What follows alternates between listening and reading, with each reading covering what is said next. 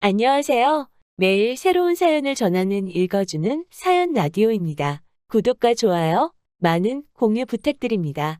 오늘의 사연 시작하겠습니다. 안녕하세요. 돌아오는 2월이면 이혼한 지 어느덧 1년이 되는 30대 여성입니다. 사실 요즘이야 한번 갔다 온 건 흠도 아니라고 하지만 그래도 이혼한 게 자랑은 아니다 보니 이혼했다는 말을 하게 될 때는 어쩐지 저도 모르게 움츠러드는 게 사실이에요. 하지만 돌이켜 생각해보면 남편과 결혼 생활을 이어가던 때보다 오히려 지금이 훨씬 풍요롭고 행복하기에 후회는 없습니다. 남편하고 저는 친구 소개로 알게 되었어요. 좀 더 구체적으로 말하자면 그날은 제 고등학교 동창의 생일이었는데 그 친구가 워낙 마당발이거든요. 그래서 원래도 놀 때 중학교 친구, 고등학교 친구, 대학교 친구 뭐 이런 식으로 따로 부르는 게 아니라 자기가 내키는 대로 사람들을 불러요. 그런데 저는 워낙 낯을 많이 가리다 보니 그런 모임에 한번 다녀오면 온기가 빨린 것 마냥 정말 피곤해지대요. 그래서 언젠가부터 웬만하면 친구가 불러도 이 핑계 저 핑계 대가며 나가지 않는 일이 잦아졌는데 친구도 제가 일부러 피한다는 걸 느꼈던 모양입니다. 하루는 술에 취해서는 저한테 좀 서운한 애어쩌네 하소연을 해댔거든요. 그리고 또 막상 그런 소리를 듣고 나니 당연히 제 마음도 편치가 않았죠. 미안하다고 사과했고 친구도 이해한다고 했지만 말이에요. 그런데 그 일이 있고 2주 뒤가 친구 생일이었어요. 그리고 친구는 또 어김없이 저에게 연락을 해왔기에 성이라도 보이자는 마음으로 잠깐 들리게 되었는데 거기서 남편을 처음 만났고 남편 말로는 저한테 첫눈에 반했다고 하더라고요. 제 뒤에서 후광이 비추더라나요? 하지만 이것도 다 좋을 때 이야기지. 이혼한 지금은 쓸데없는 헛소리일 뿐이죠. 아무튼 그날 이후로 남편은 제 친구에게 물어 제 연락처를 알아냈다며 신뢰가 되는 게 아니라면 다시 한번 따로 만나고 싶다고 문자를 보내왔어요. 그리고 솔직히 저는 그런 남편의 문자가 반갑기보다는 거슬리더라고요. 친구가 저에게 말도 없이 제 연락처를 줬다는 것도 마음에 안 들었죠. 그런데 친구는 자기가 보기엔 남편이 정말 남자답고 괜찮은 사람이라서 좋은 뜻으로 알려준 거라며 저더러 자길 믿고 한번 만나보라는 거예요. 그리고 이것도 거절하면 또 서운한 애어쩌네 말이 나올 것 같아서 거절할 때 하더라도 직접 말해야겠단 마음으로 남편을 만나게 되었습니다. 하지만 상황은 제 예상대로 흘러가지 않았어요. 남편은 생각보다 훨씬 매너도 좋았고 말도 잘 통했거든요. 이렇다 할 공통점은 없었지만 어째서인지 대화는 계속해서 즐겁게 흘러가는 게 신기하기만 했죠. 그래서 이후로도 남편과는 몇 번의 만남을 더 가지다가 본격적으로 연애를 시작하게 되었네요. 연애한 지 1년 반 만에 결혼 이야기까지 오가는 사이가 되었고요. 남편과 저는 처음부터 양쪽 부모님께 손을 벌릴 생각은 없었습니다. 남편이 먼저 우리 둘 다 적은 나이도 아니고 또 자기는 나름대로 신혼에 대한 로망 같은 게 있다면서 원룸도 좋으니 우리 둘만의 힘으로 한번 시작해보자고 했었거든요. 그리고 저 또한 대학 등록금을 직접 벌어서 냈을 만큼 독립적인 성격이었다 보니 그런 남편의 제안이 싫지 않았죠. 콩깍지 때문이었겠지만 그 당시에는 그런 남편의 모습이 강단 있어 보이는 게 오히려 멋져 보이더라니까요. 하지만 본격적으로 신혼집을 알아보면서 남편이 그런 말을 할 수밖에 없던 이유를 알게 되었어요. 처음부터 시부모님은 남편을 도와주실 만한 상황이 못 되셨거든요. 아버님이 일을 하고 계시긴 했지만 시부모님 두 분 생활비를 대기도 빠듯한 수준의 월급을 받고 계셨던 데다가 노후 준비도 제대로 되어 있지 않은. 처음 이 사실을 알고는 얼마나 당혹스러웠는지 몰라요. 하지만 그럼에도 불구하고 제가 남편과 파혼하지 않았던 이유는 남편이 시부모님 일로 신경 쓰이게 하거나 힘들게 하는 일은 절대로 없을 거라고 저에게 약속했기 때문이었습니다. 지금에서야 생각하면 그 새치어로 떠들어대는 걸 약속이랍시고 철석같이 믿은 제가 어리석었지만요. 아무튼 시부모님 또한 저를 아가야 부르시며 복덩이니어쩌니 해대셨으니 가진 건 없으셔도 저를 진심으로 아껴주실 좋은 분들이라고 생각했어요. 그래서 남편이 뭐라건 간에 오히려 제가 잘해드릴 마음만 가득했네요. 어머님에게도 남편보다 2살 어린 저와는 동갑내기인 딸이 있었고 저에게도 사랑하는 친정어머니가 계셨지만 그와는 상관없이 모녀 사이처럼 가까이 지내고 싶었죠. 그런데 갑갑한 상황은 그게 다가 아니었어요. 신혼집 계약을 앞두고 막상 남편 재정 상황과 제 재정 상황을 오픈하니 남편이 말한 8천은 어디 가고 4천밖에 없었거든요. 저는 1억 2천을 모아둔 상황이었는데 말이죠. 하지만 이미 시댁 상황도 이해하고 넘어가기로 했고 남편도 속이려던 건 아니었다며 그저 저에게 하나라도 더 해주고 싶어 주식을 했던 건데 어쩌다 보니 이렇게 된 거랍니다. 그리고는 한다는 소리가 주식을 팔지는 않았으니까 돈이 없어진 건 아니고 오르기만 하면 오히려 8천보다 더 많이 가져가게 될 수도 있다. 불쌍하게도 헛된 꿈을 꾸고 앉았더라니까요. 그래도 뭐 결국은 이것도 다 제 복이다 생각하고 제가 안고 가기로 했네요. 이후로 제가 모은 돈 1억 2천에 제 이름으로 대출받아 아파트를 샀습니다. 사실 남편이 들고 온 4천도 어떻게든 아파트에 보태고 싶었는데 남편이 제 차나 자기 차나 10년 탔으면 너무 오래 탄 거 아니냐며 차를 사자고 하도 고집을 부려대서 남편 도는 곳을 아니 차를 사는 데 쓰였죠. 사실 저는 대중교통으로 출퇴근도 다 할 수 있고 워낙에 집순이라서 차가 그렇게 필요하진 않았는데 남편은 그렇지가 않았거든요. 그러니까 엄밀히 따지면 남편이 자기 돈으로 자기 차를 바꾼 거나 마찬가지였어요. 하지만 그때는 이혼하게 될 거라곤 꿈에도 생각을 못했으니 남편이 야갔다고 생각하기보다는 미래에 태어날 아이도 생각해서 투자를 한 거라고 나름대로 좋은 쪽으로 해석을 했었답니다. 한편 비록 구축 아파트긴 했지만 친정부모님이 결혼 축하 선물로 리모델링을 해주셨던 덕분에 아는 신축 못지않게 세련되어졌어요. 화장실도 원래는 하나뿐이었는데 친정부모님이 2개로 만들어주셨지요. 그래서 그런가 집들이에 오는 사람들마다 집이 정말 예쁘다 멋지다 나도 이렇게 싹 뜯어고치고 싶다. 칭찬을 많이 해주시더라고요. 그리고 시부모님도 신혼에도 입을 다물지 못하대요. 특히 신우는 계속해서 자기는 언제 아파트 살아보냐며 시매부한테 얼마나 눈치를 주던지 제가 다 민망해 죽겠더라니까요. 신우는 저희 남편과는 달리 대학교를 졸업하자마자 시매부와 혼전 임신으로 결혼을 했는데 식을 올린 직후 아이는 유산되었다 들었습니다. 그리고 이 일로 신우는 자기 시부모님한테 미운 털이 단단히 박혔는데 문제는 그게 다가 아니었어요. 신우와 결혼한 이후로 잘 돼가던 시매부 사업이 곤두박질치기 시작했고 건강도 안 좋아지고 그렇다 보니 신우 시댁에선 하지 말라는 결혼을 임신 하나로 밀어붙이더니 이 꼴이 났다며 아들이고 며느리고 꼴도 보기 싫어한다더라고요. 그리고 마지막 사업까지 대차게 말아먹은 이후로는 자기 친정, 저한테는 시댁에 얹혀 살고 있던 상황이었죠. 저도 전후 사정을 알다 보니 신우가 저희 아파트를 부러워하는 마음이 이해가 되면서도 민망하기도 하고 뭐 여러 가지로 불편하대요.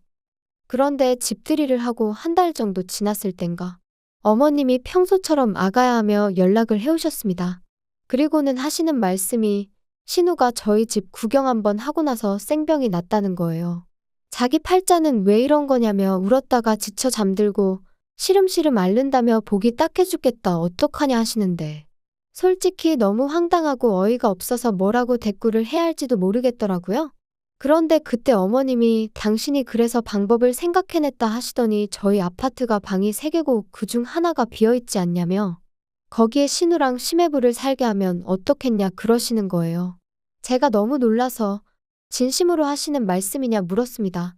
어쩌면 어머님도 오죽 답답하니 그냥 아무 말이나 하신 거 아닐까. 잠깐 그런 생각이 들었거든요. 하지만 어머님께서는 당신이 뜨순 밥 먹고 쉰소리 하겠냐며 이건 시어머니로서 며느리한테 하는 부탁이 아니라 명령이니까 그런 줄 알라셨어요. 그리고 그날 저녁 저는 남편에게 낮에 어머님이 하셨던 말씀을 그대로 전했습니다. 그리고 남편에게 당신도 알고 있던 거냐, 미리 무슨 이야기가 오가기라도 했던 거냐고 대놓고 물었죠. 그랬더니 남편이 손사래를 치면서 자기가 그럴 리가 있냐고 펄쩍 뛰더라고요. 어머님의 너무나 당당한 태도가 마음에 걸렸지만 일단은 그냥 넘어갔어요. 그리고 이후로 어머님도 신우를 데리고 살아라 어째라 그 이야기를 더는 안 꺼내셨기에 그렇게 일단락된 줄 알았죠.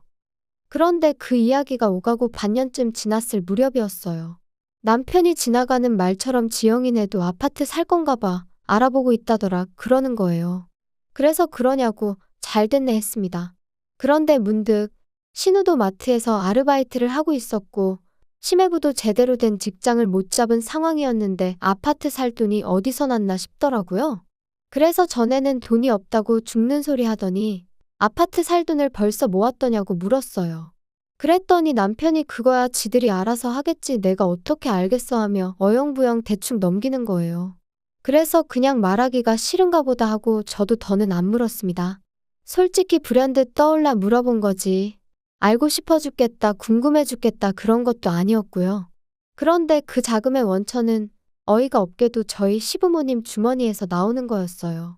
그날은 남편 회사의 창립 기념일이었고 저는 그런 남편과 모처럼 여유 있는 시간을 보내고 싶은 마음과 동시에 남편을 놀래켜줄 요량으로 회사에서 조금 이른 퇴근을 했죠.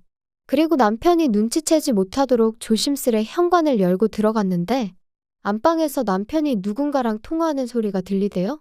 그래서 일단 남편의 통화가 끝나기를 문 밖에서 기다리는데 뭐 때문인진 몰라도 전화기 너머의 목소리가 점점 커지더니 이내 스피커폰 못지않게 목소리가 쩌렁쩌렁 울렸고 바로 저희 어머님이시더라고요.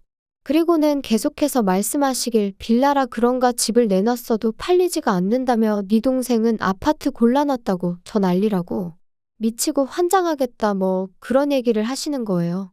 남편도 그러니까 왜 어머니 아버지 집을 팔아서 걔 아파트를 해주냐고 짜증을 내고 어디까지 듣고 있어야 되나 그런 생각이 들던 찰나에 누군가 저에게 전화를 걸었는지 제 핸드폰이 울렸습니다. 그러자 남편이 허둥지둥 어머님과의 통화를 끝내며 저더러 언제 왔냐는 거예요. 그리고 순간 저는 이걸 들은 티를 내야 되나 말아야 하나 싶다가 안 들은 척하기엔 스스로 좀 음흉스러운 기분이 들어 남편에게 방금 한 이야기가 다 뭐냐고 단도직입적으로 물었습니다. 그랬더니 남편이 한숨을 푹푹 내쉬며 하는 말이 신우가 아파트 사달라고 어머님 아버님을 달달 볶았나 보다고 그래서 두 분이 당신들 집을 팔아 1억을 주기로 하셨다나요? 어이가 없어서 그럼 시부모님은 어디 가서 사시려는 거냐고 물었더니 남편이 하는 말이 자기도 모른답니다. 어머님이 갈 때는 정해져 있으니 걱정하지 말라고만 말씀하셨다고요. 그리고 며칠 뒤 남편이 어머님한테 이야기를 한 건지 어머님이 너도 이제 다 알지 않냐며 연락을 해오셨어요. 그리고는 그 일로 할 이야기가 좀 있으니 저희 집에 오시겠다 하시더라고요. 그리고 그렇게 시부모님과 저, 남편 4사람이 모이게 되었는데 어머님이 또 다시 아가야 하시면서 제 손을 당신 양손으로 꼭 쥐시고는 이번만큼은 정말 내 뜻에 따라줘야 한다 하시는 거예요. 그리고 저는 솔직히 신우 집 사는데 돈 보태줘라 뭐 그런 이야기를 하시려는 건가 싶어서 순간 확 예민해지더라고요. 남편도 저랑 결혼할 때 해온 거라곤 자기 차 바꾼 돈 4천이 전부인데 설마 저한테 돈을 달라시겠나 싶으면서도 말이죠. 하지만 어머님이 이어하신 말씀은 아예 차원이 다른 것이었습니다. 어머님께선 지금 사는 빌라 팔아서 신혼에 1억 주고 나면 당신 손에 남는 건 2천이 전부라며 그 돈을 저에게 주시겠다 하시더니 대신 안방을 내어달라셨거든요. 황당해서 그게 무슨 말씀이시냐. 저번에 신우 때도 말씀드렸지만 그렇게는 못 지낸다 했어요. 어머님이 왜 못 지내냐 하시길래 외고 말고 불편해서 싫다고 했죠. 구구절절 대라면 될 이유가 100가지도 넘었지만 결론은 불편해서 싫은 게 사실이었고요. 하지만 어머님은 계속해서 우기시기를 그래서 저한테 2천을 주신다는 거래요. 전세랑 비슷한 거라나요? 말도 안 되는 어머님의 억지에 이걸 하나하나 반박을 해야 하나 싶을 정도로 당혹스러웠습니다. 그래서 남편에게 무슨 말이라도 좀 해보라고 당신은 이게 말이 된다 생각하냐니까. 남편이 저더러 잠깐 이야기 좀 하자며 저를 방으로 끌고 들어가려는 거예요. 그래서 싫다고 여기서 이야기하라 했죠. 그랬더니 하는 말이 어차피 자기 장남인 거 알고 결혼하지 않았냐면서 시부모님이 늙고 병들면 모시고 살 생각을 못했냐대요. 어이가 없어서 지금 두 분 나이가 60대 초반인데 무슨 늙고 병들고 그런 소리를 하느냐고 받아쳤어요. 그랬더니 남편이 또다시 그럼 시부모님이 늙고 병들 때까지 기다리고만 있을 거냐는 말도 안 되는 헛소리를 하더라고요. 기도 안 차서 다시 시부모님한테 아니 집 판 돈을 신우한테 주셨으면 합가도 거기랑 하시는 게 맞지. 왜 저희한테 이러시냐 따졌습니다. 그랬더니 시부모님 하시는 말씀이 신혼에는 하루라도 빨리 애를 가져야 하는데 당신들이랑 같이 살면 얼마나 불편하겠냐며. 그리고는 급기야 저더러 이 집은 방이 3개지만 신혼에는 돈이 없어 방 2개짜리밖에 못 간다고 그렇게 꼭 후벼파야 속이 시원하냐고 소리를 지르시더라고요. 그리고 어머님과 제가 계속해서 언쟁을 벌이자 또다시 남편이 저한테만 소리를 질렀어요. 적당히 좀 하라면서 이 집이 네 거냐고요. 그래서 제가 그럼 내 거지 네 거냐 했습니다. 내 명의라고 대출도 나 혼자 갚게 해놓고선 그걸 까먹었냐고 머리가 어떻게 된 거 아니냐 했죠. 그리고는 남편더러 너 말 잘했다고 내 집이니까 당장 네 부모 데리고 나가라 했습니다. 안 그러면 나도 내 친정 부모님 부르겠다. 경찰도 부르겠다. 한번 동네 시끄럽게 다 뒤집어 엎어보자고. 말 그대로 미친 엑스 마냥 악을 써댔지요. 그랬더니 시부모님도 남편도 그런 제 모습을 보곤 엄청 놀랬던 모양이 돼요. 저거 제정신 아니라며 도망치듯 나갔거든요. 그리고 결국 남편하고는 이혼했어요. 남편은 위자료니 뭐니 헛소리를 해댔지만 제가 뭘 잘못한 게 있어야 위자료도 주는 거지. 그래서 저는 남편더러 내가 너한테 받아내지 않는 걸 감사하게 생각하라며 네가 네 돈 주고 산 차는 안 뺐을 테니 그거나 먹고 떨어지라 했네요. 그리고 그렇게 한 달 만에 남남이 되어버렸습니다. 결혼에 이르기까지는 2년이 넘는 시간이 걸렸는데 이혼은 그 시간에 10분의 1도 걸리지 않는다는 게 새삼 우습더라고요. 한편 신우의 성화에 결국 시부모님은 빌라를 파셨고 신우네는 원하는 대로 아파트에 들어간 모양이에요. 그런데 그 이후로 지금까지 금리가 장난 아니게 올랐잖아요. 그때도 시부모님 돈 1억에 대출을 있는 대로 끌어왔다 들었는데 이러다 신우네 아파트 경매시장에서 보게 되는 거 아닌가 모르겠네요. 그뿐만이 아닙니다. 그런 와중에 신우네가 시부모님이며 저희 남편이며 나 몰라라 하는 바람에 결국 있는 돈 없는 돈 다 끌어모아 보증금 3천에 월세 70짜리 구해서 세 사람이 같이 살기 시작했다대요. 제가 뒷조사를 한 건 아니고 지금도 종종 남편이 자기 반성 많이 했다며 용서해달라고 죽는 소리를 해가며 연락을 해와서 알아요. 차단을 해놔도 자꾸 남의 핸드폰을 빌려서 그러는 건지 모르는 번호로 보내오니 어쩔 수 없이 알게 됩니다. 그러니까 옛말에 욕심이 과하면 화를 당한다더니 그게 정말 딱이라니까요. 분수대로 살아라, 주제를 알라 뭐 그런 말들이 어떻게 보면 참 기분 나쁜 말도 맞지만 제가 생각하기엔 사실 욕심을 낼 거면 스스로 노력을 하라는 소리로 들려요. 아무튼 신우 한 사람의 억지와 탐욕이 이 모든 사단을 만든 게 아닌가 싶네요. 아무쪼록 다들 어떻게 살던지 간에 더는 저는 안 건들면 좋겠다는 생각뿐입니다. 긴 이야기 들어주셔서 감사합니다. 오늘의 사연은 여기까지입니다. 구독과 좋아요, 알람 설정해주시면 앞으로 더 좋은 사연으로 찾아오겠습니다. 감사합니다.